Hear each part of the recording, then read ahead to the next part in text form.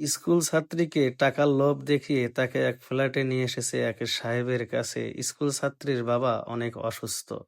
অনেক কান্নাকাটি করতেছে। এটা শোনার পরে এই যে নারী দলের যে চক্র, উনি হচ্ছে মূলত একটা চক্র দলের সদস্য।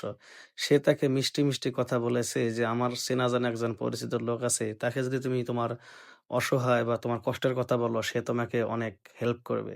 মেয়েটা তার কথায় সায় দিয়ে তার সাথে চলে এসেছে। হেল্প তো দূরে থাক, উল্টোটা হিতে বিপরীত হয়ে যাবে। দেখেন, এই আপু কিন্তু তাকে ঘরের ভিতর ঢুকিয়ে দিয়ে সে দরজাটা বাইরের থেকে লাগিয়ে দিল।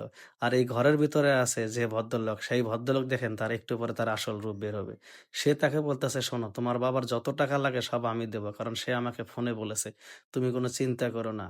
এখন যখন মেয়েটাকে বিছানায় শুইয়ে দিল, এই মুহূর্তে মেয়েটা কান্নাকাটি শুরু করে দিছে। তখন এই লোক জিজ্ঞেস করতেছে, "কি ব্যাপার, তুমি কান্নাকাটি করো কেন?"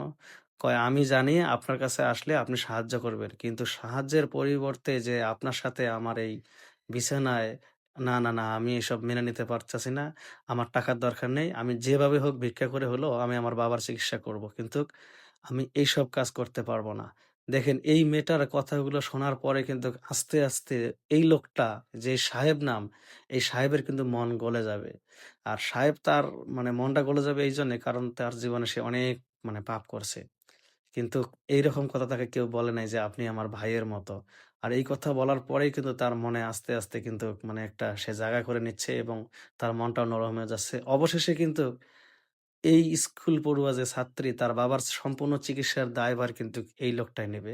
এখান থেকে বোঝা গেল যে এখনো ভালো লোক আছে। আর ভালো লোক আছে বলেই কিন্তু আমাদের পৃথিবী আছে। কথায় আছে না যে গোবরে পদ্ম ফুল ফোটে। এখন দেখেন এই ভাই কিন্তু তার সম্পূর্ণ দায়িত্ব নিয়ে এখন তাকে নিয়ে যাচ্ছে ওই যে নারী দলের যে সদস্য তার কাছে।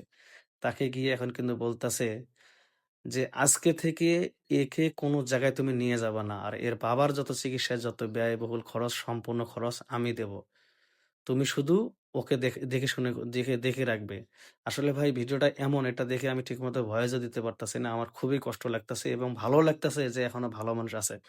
তাই যদি ভাই পারেন প্লিজ, প্লিজ ভিডিওটা শেয়ার করে দিবেন যে আমাদের দেশে এখনো কত ভালো, ভালো মানুষ আছে যারা খারাপ কাজে গিয়েও তাদের মন মানসিকতা ফিরে আসে, তারাও ভালো হয়ে যায়। এখন দেখেন সেই মেয়েটাকে সে তার যে কার্ড, সেই কার্ডটা তাকে দেবে যে, "এই কার্ডে আমার নাম্বার আছে। তোমার যখন সমস্যা হবে তুমি আমার এই নাম্বারে ফোন দিবা।" এবং সেই সাথে তাকে টাকাও দেবে। তো এই জায়গায় টাকাটা দিবে সে তার যে এই কার্ডের নাম্বারে ফোন দেওয়ার পরে টাকা দিবে এবং চিকিৎসাও করবে।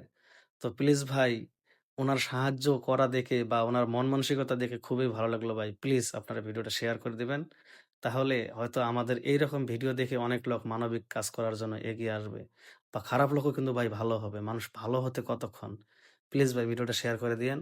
সবাই ভালো থাকেন, সুস্থ থাকবেন।